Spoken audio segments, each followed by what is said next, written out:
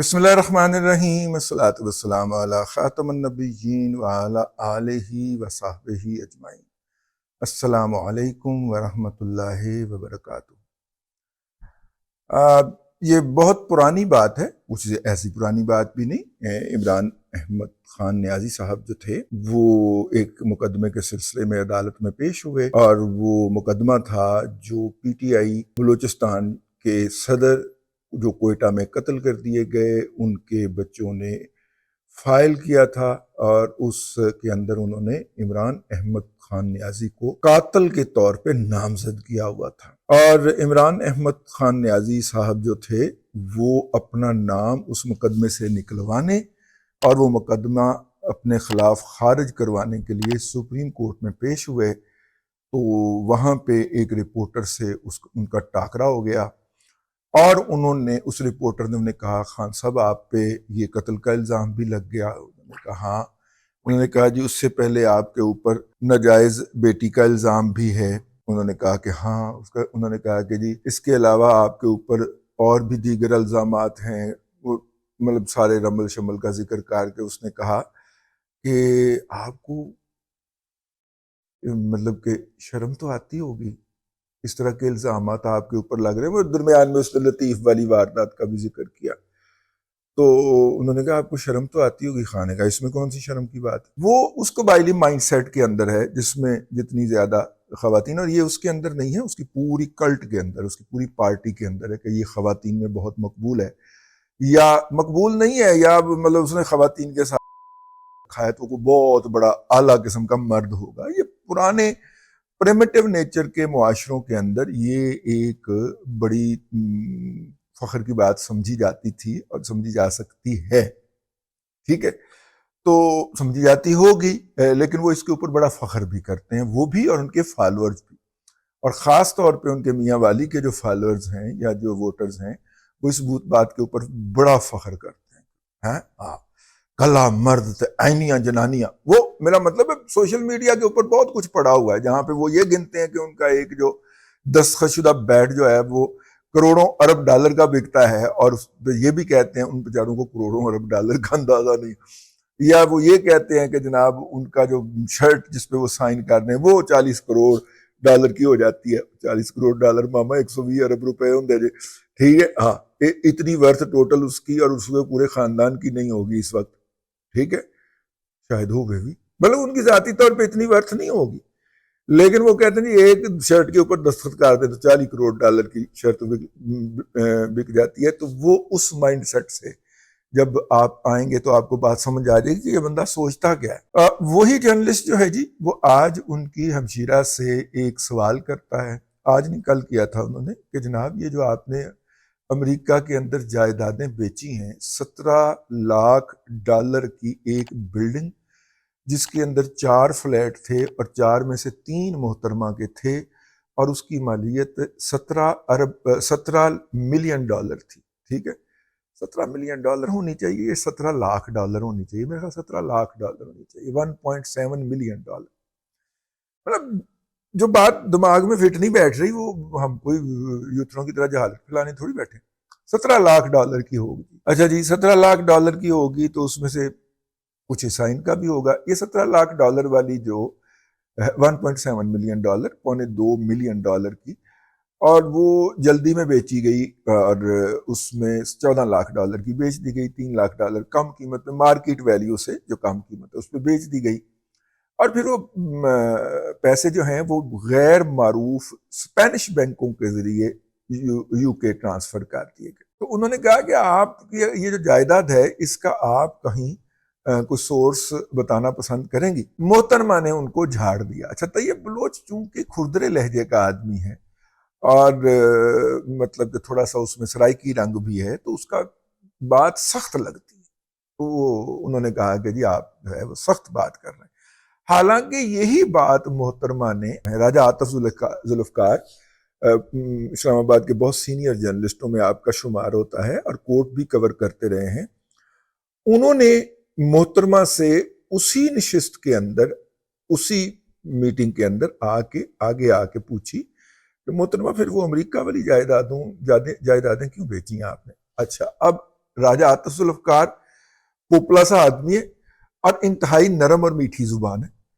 تو محترمہ نے کہا کہ وہ تو میں نے کب کی بیچ دی ہوئی ہے، آپ کو اب پتہ چلا. وہ بات جس کے اوپر انہوں نے طیب بلوچ کو جواب نہیں دیا، اسی بات کا جواب انہوں نے راجہ عاطف ذوالفقار کو دے کے 2 باتوں کا اعتراف کیا کہ ایک تو وہ ان کی ملکیت میں تھیں اور دوسرا انہوں نے بیچ بھی تھی. اب اس سے پہلے والا سوال کہ یہ جائیداداں آئیاں کتھوں سن، یہ آئی کہاں سے ہیں، یہ طیب فاروق پوچھ رہا تھا. اس کے اوپر محترمہ غصے میں آ گئی تو وہ چلی گئی. تو منگل کا اپنا آج سنا ہے کسی کیس کی کاروائی تھی، ویسے ملاقات تو ان کی منگل کو ہوتی ہے. آج کسی کیس کی کاروائی تھی، اس کیس کی کاروائی کے سلسلے توشخانہ 2 کی میرے خیال کاروائی تھی. تو اس کیس کی کاروائی کے اندر شریک ہونے کے لیے محترمہ تشریف لائیں. تو تینوں ہمشیرگان آئیں اور اندر جا کے انہوں نے مقدمے کی کاروائی بھی سنی. اور اس کے بعد جب وہ باہر نکلنے لگیں تو انہوں نے ایک میڈیا ٹاک کا یا پریس ٹاک کا ماحول قائم کرنے کے لیے کھلے کے اندر، مطلب کوئی کسی کی پرائیویٹ پراپرٹی نہیں تھی، کھلے کے اندر ایک سٹیج لگایا یا اینٹیں کھڑی کی، ان کے اوپر مائک سجائے اور خطاب کرنے لگیں. تو کچھ لوگ جو تھے ان کے جو اپنے کارکنان تھے وہ ان کے ساتھ کھڑے ہو گئے، جو لیڈران تھے.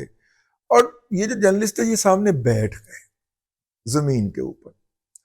اور اس کے بعد پھر نعیم حیدر پنجوتا صاحب نے ان کے خلاف بد زبانی شروع کر دی، جو دہرانے کا کوئی فائدہ نہیں، گندی گالیاں تھیں. اور میں یہ کر دوں گا. تو اس پہ میرا خیال ہے یا جو مجھے بتایا گیا کہ اس نے کہا کہ آپ کی حیثیت کیا ہے. اب یہ بات اس نے طیب بلوچ نے اگر کہی ہو سکتی ہے تو وہ نعیم حیدر پنجوتا کو کیے جا سکتی ہے، اور یہ بات کہی جا سکتی ہے کہ تمہاری کیا اوقات ہے، تمہاری کیا حیثیت ہے. میرا سوال تو آپ سے ہے ہی نہیں یا ہوگا ہی نہیں. جو پریس کانفرنس کر رہا ہے میرا تو اس سے سوال ہوگا. اس کے اوپر وہ کوئی برقی صاحب ہے، نوجوان وکیل ہیں، انہوں نے بھی آگے بڑھ کے ہاتھ نچا کے اس کو چیلنج کرنا شروع کر دیا. اور پھر ان دونوں اصحاب نے، نعیم حیدر پنجوتا اور برقی صاحب نے جو ہے اتنا ماحول کو گرما دیا. کچھ لوگ کہتے ہیں انہوں نے اشارہ کیا، کرائے کے لوگ لے کے آئے ہوئے تھے ان کو اشارہ کیا اور انہوں نے حملہ کر دیا. ایک ساتھ اور بھی ہیں جی، 2 جرنلسٹ تھے. اور کچھ لوگ کہتے ہیں کہ نہیں، نعیم حیدر صاحب نے ہی یہ حرکت فرمائی. تو کچھ لوگ ان کے اوپر ان کو پکڑ لیا، پکڑ کے وہ گر گئے، گھسیٹ کے پرے کیا، ٹھڈے شڈے بھی مارے. ویڈیوز کے اندر جو چیزیں نظر آئی ہیں ان کے حوالے سے میں بات کر رہا ہوں. اور وہاں سے وہ اٹھ گئے، ان کی پریس کانفرنس الٹ گئی، جرنلسٹوں نے بائیکاٹ کر دیا. اور اس کے حوالے سے سب سے جو میں دیکھ رہا تھا مناسب اور ذمہ دارانہ رپورٹنگ تھی وہ شبیر ڈار نے کی جیو نیوز کے اوپر، ٹھیک ہے. اور وہ طیب بلوچ وہاں سے اٹھ کے چلے گئے. فلسفی یہ آخر میں نے آپ کو وہ بھی بتانا ہے کہ ارشد شریف صاحب کے قاتل کون ہے، وہ اس لیے آپ نے میرے ساتھ رہنا. پی ٹی آئی کہتی ہے کہ جناب یہ بدتمیزی کرنے آئے اور انہوں نے کیا تمہاری کیا حیثیت ہے. بھائی کوئی جرنلسٹ جس کی پریس کانفرنس اٹینڈ کرنے گیا ہے وہ کبھی اس شخص کو کہہ ہی نہیں سکتا کہ تیری اوقات کیا ہے یا تیری حیثیت کیا ہے.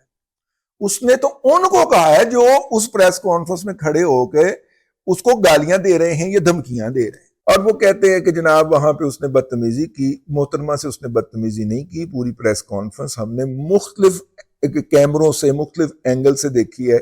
طیب بلوچ نے بدتمیزی نہیں کی.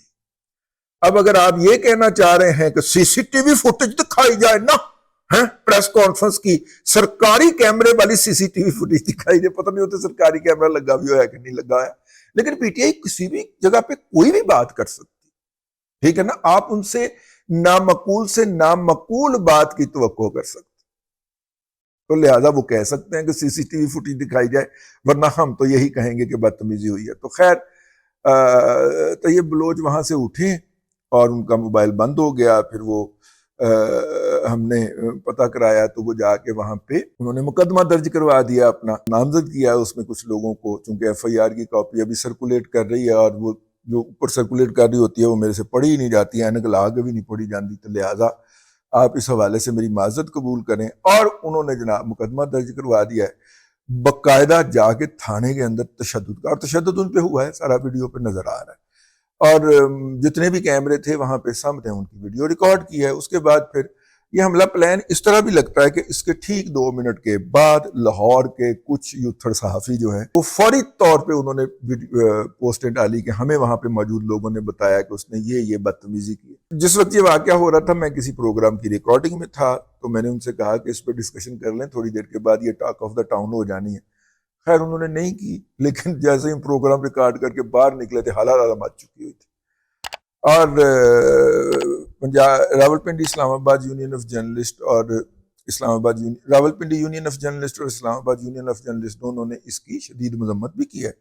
اور افضل بٹ صاحب نے کل صحافیوں کی طرف سے اس کے اوپر مظاہروں کا اعلان بھی کیا ہے. اب طیب بلوچ صاحب جو ہیں وہ پھر پہلے وہ عمران احمد خان نیازی کو شرم دلوا کے انہوں نے اپنی صحافت کا علم بلند کیا تھا, اور اب انہوں نے ان کی ہمشیرہ سے جائیدادوں کا سورس پوچھ کر پھر اپنی صحافت کا علم بلند کیا. طیب بلوچ صاحب جو ہیں وہ اگر یہ سوال میرے سے بھی اسی انداز میں کریں تو ہو سکتا ہے میرا بھی یہی رد عمل ہو جو محترمہ کا تھا, لیکن ظاہر محترمہ کے پاس ساتھ تو بدماش چلتے ہیں, باڈی گارڈ چلتے ہیں, میں تو خود نہیں چل پاتا, میرے نام کسی بدماش یا باڈی گارڈ نے کی چلنا ہے. تو لہٰذا ان کا رد عمل اپنی بساط کے مطابق ہوگا, ہمارا رد عمل ہماری اوقات کے مطابق ہوگا, لیکن ہو سکتا ہے میرا بھی رد عمل کم و بیش یہی ہو. لیکن اگر آپ قیادت کے منصب کے اوپر فائز ہونے کے دعوے دار ہیں یا ہیں, اور آپ کہتے ہیں کہ آپ کی آواز دبائی جا رہی ہے اور آپ کو سپریس کیا جا رہا ہے, تو بھائی اس کے بعد جو ہے پھر آپ کو تو دوسروں کے سوالات کو انکریج کرنا چاہیے نا. اور آپ وہ لوگ ہیں جنہوں نے 2010 سے لے کے 25 تک اپنے مخالفین کے بارے میں سوشل میڈیائی اور میڈیائی پلیٹ فارم پہ بیٹھ کے دنیا کی کون سی بد زبانی ہے جو نہیں کی, کون سی گالی ہے جو نہیں تھی, ٹھیک ہے. اور اگر کسی نے آپ کو یہ کہا ہے کہ یار آپ دیکھیے یہ مناسب طریقہ نہیں ہے, ایسے گالم گلوچ نہیں ہوتی میڈیا پہ بیٹھ کے, تو صابر شاکر اور یہ جو ارشاد بھٹی ہے یہ اس طرح کے ماشاءاللہ شخصیات ہیں کہ جنہوں نے باقاعدہ بیٹھ کے مجرم وزیر اعظم, چور وزیر اعظم, ٹھیک ہے, مجرم نواز شریف, چور نواز شریف کے سابقوں لاحقوں کے ساتھ پروگرام کر رکھے, ٹھیک ہے نا. اگر ان کا معیار صحافت لیا جائے تو آج ہمیں عمران خان اور چور عمران خان کہہ کے اپنے اس ولاگ میں ان کا ذکر کرنا چاہیے. لیکن کوئی بھی بھلے وہ عمران خان کا حامی ہے یا بھلے مخالف ہے یا ناقد ہے یا جس کے اوپر یہ پٹواری لفافہ ہونے کا الزام لگاتے ہیں, ٹھیک ہے نا. تو بہرحال اب پہلی فرصت میں خاکسار کے اوپر سے تو پٹواری لفافہ صحافت کا الزام آپ ذرا ہٹا دینا, ہے نا, آہو پہلی فرصت میں. تو میرا مطلب ہے کہ انہوں نے بھی آج تک عمران خان کو چور عمران خان یا عمران خان کہہ کے اپنے پروگرام میں ذکر نہیں کیا. میں صرف مثال کے لیے عرض کر رہا ہوں, میں بھی نہیں کہہ رہا, میں صرف یہ چونکہ یہ حرکتیں کرتے رہے ہیں, یہ جو آج جن کو یہ بڑا محسوس ہو رہا ہے کہ بڑا سخت سوال کیا ہے, اور سخت سوال اس نے کیا ہے, سوالات صحافی ایسے ہی کرتے ہیں. دیکھیے اگر آپ کو ان سوالوں کا ڈر ہے تو آپ اپنے یہ جتنے بھی لے پالک ہیں جو آپ نے گود کے اندر پالے ہوتے ہیں, اٹھائے ہوتے ہیں, 8-10 ولاگر صحافی اور کوئی اتنے ایک ہی وکیل وکلا حضرات, ان کو لے جائیں کسی ہوٹل کے اندر, سامنے بٹھائیں, کہیں کہ جناب ہمارا یہاں پہ لمیٹڈ ایکسیس ہے, ہمارا یہ حق ہے کہ ہم یہاں پہ کسے آنے دیں اور کسے نہ آنے دیں. تو لہٰذا طیب بلوچ صاحب آپ ادھر نہیں آ سکتے, وہ دوسرے تو طاہر صاحب ہیں کہ کیا نام ہے, ابراہیم صاحب آپ نہیں آ سکتے, حکیم صاحب آپ نہیں آ سکتے, فلانا تم بھی نہیں آ سکتے, شبیر ڈار تو بھی نہیں آ سکتا. آپ کہیں اپنی پسند کے لوگوں کو سامنے بٹھائیں, جس طرح عمران احمد خان نیازی زمان پارک میں یا بنی گالہ میں کیا کرتے تھے, اپنی پسند کے صحافیوں کو سامنے بٹھا کے تو بڑبڑ کیا کرتے تھے, اور پھر وہ بتایا کرتے تھے, وہ ان کے جو ہے وہ اس کو چوما کرتے تھے, کیا نام ہے وہ پلسٹر کو چوما کرتے تھے. تو آپ ویسے کر لیں کہ اندر پیشی ہو گئی, اس کے بعد گاڑی پہ بیٹھے, آ جاؤ بھی سارے جنے بنی گالہ پہنچ گئے, ان سب کو وہاں پہ چائے شائے پلائیں اور بیٹھ کے سامنے ان کو زمین پہ بٹھائیں جس طرح کے کسی مخلوق کو بٹھایا جاتا ہے, ٹھیک ہے نا. اس طرح ہی بیٹھا کرتے تھے نا یہ سارے ان کے ولاگر جو ہیں، عمران احمد خان نیازی، ولد اکرام اللہ خان نیازی، حال مقیم اڈیالہ، جھنگا لالا جھنگا لالا کے ولاگر. تو یا آپ ایسے جا کے کر لیجئے بی بی. اور اگر آپ اوپن میں پبلک میں انوائٹ کرتے ہیں کہ سارا میڈیا آ جائے، تو پھر آپ وہاں پہ جب وہ آ جاتا ہے پھر ان کو اٹھا کے باہر نکال کے پھینکیں. Sir you have committed a crime. ٹھیک ہے نا؟ یہ پنجوتا صاحب کے والد گرامی کی جگہ نہیں ہے جہاں پہ کھڑے ہو کے وہ پریس کانفرنس کر رہے تھے. یہ ان کو پرائیویٹ علاقہ نہیں تھا، یہ پبلک پلیس تھا. اور وہاں پہ آپ نے ان کو گھسیٹنے کا، مارنے کے اوپر انسٹیگیٹ بھی کیا ہے، اور آپ کے لوگوں نے جا کے ان کو مارا بھی ہے. اب مارنے سے مطلب محض یہ نہیں ہوتا کہ سر پھٹے یا کہیں سے خون نکلے. میرا مطلب کسون ڈیڈے بھی مارے نے انہوں نے. ٹھیک ہے. تو بہرحال جی، طیب بلوچ جو ہے، آپ اس کے لہجے سے اختلاف کر سکتے اور کچھ کسی بھی اور طریقے سے، لیکن سوال جو اس میں پوچھا ہے وہ اس کا جواب آپ کا جو ہے وہ لا یعنی اور بے معنی ہے. اب آپ آ جائیے جس کا میں نے شروع میں ذکر کیا تھا، ارشد شریف صاحب. جب ذاتی طور پہ یہ رویے ہوں، اپنے آپ کو بلو بلڈڈ سمجھا جائے کہ ہم تو چوزن ون ہیں، ہم تو سپیریئر ہیں، ہم سے تو کوئی سوال پوچھ نہیں سکتا، ہم جو مرضی کریں. ٹھیک ہے نا؟